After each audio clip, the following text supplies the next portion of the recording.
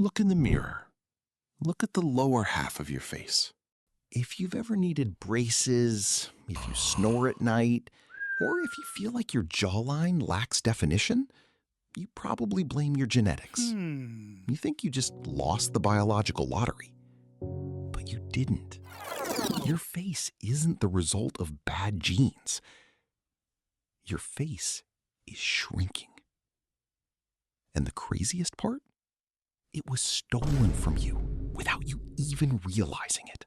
Let's rewind the clock. Before the Industrial Revolution, crooked teeth were practically a myth. Anthropologists have dug up thousands of ancient skulls, and almost every single one of them shares the exact same trait: a perfectly straight, wide dental arch, 0 impacted wisdom teeth, an aggressively sharp, pronounced masculine jawline. Our ancestors didn't have orthodontists. So what changed?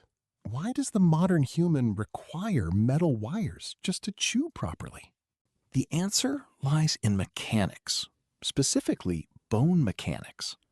There's a biological rule called Wolff's Law. It states that bone grows and remodels in response to the forces placed upon it. Use it, and it gets stronger. Ignore it, and it literally melts away. For 300,000 years, human survival depended on extreme mechanical force. Our ancestors chewed tough meat, raw roots, and hard tubers. They chewed for hours every single day. This constant, heavy pressure signaled the skull to expand. It forced the maxilla forward and widened the jaw to make room for all 32 teeth. But then we got smart, and our faces began to fall apart. When humans invented agriculture and started eating soft, boiled grains, anthropologists noticed an immediate change. The skulls of early farmers were noticeably narrower and weaker than the hunter-gatherers who lived just a few generations before them. But the ultimate destruction of the human face didn't happen until the 1950s. The food industry completed the takeover. They realized something critical about human psychology. Chewing requires effort, and effort doesn't sell. They introduced pureed baby foods in glass jars, heavily processed cereals, and extruded snacks. They optimized for shelf life and mass consumption. They engineered food to literally melt in your mouth. When you bite into a modern fast food burger, your jaw is doing perhaps 10% of the work it was designed to do. We liquidized our diets. Smoothies, purees, protein shakes, and the biological feedback loop snapped. Without the extreme mechanical stress of chewing hard foods, your jaw simply stops growing. It remains trapped in a state of underdevelopment. But your teeth still grow to their full natural size. They crowd, they overlap.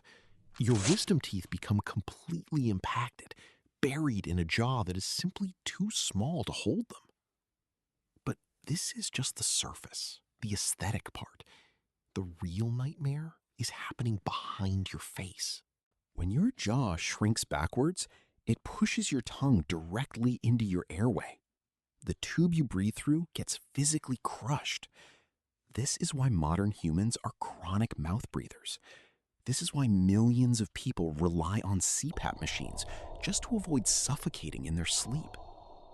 Today, millions of young men are desperately trying to reverse this damage. They follow trends like mewing, tape their mouths shut at night, and chew on rubber jaw trainers. They are trying to hack their biology, fighting against a century of industrial food conditioning. They are starting to wake up to the reality that the food industry didn't just change our diet, they melted our facial structure. You are not genetically flawed. Your DNA holds the exact same blueprint as the ancient kings and warriors. A blueprint for a wide, powerful jaw, perfectly straight teeth, and unobstructed breathing.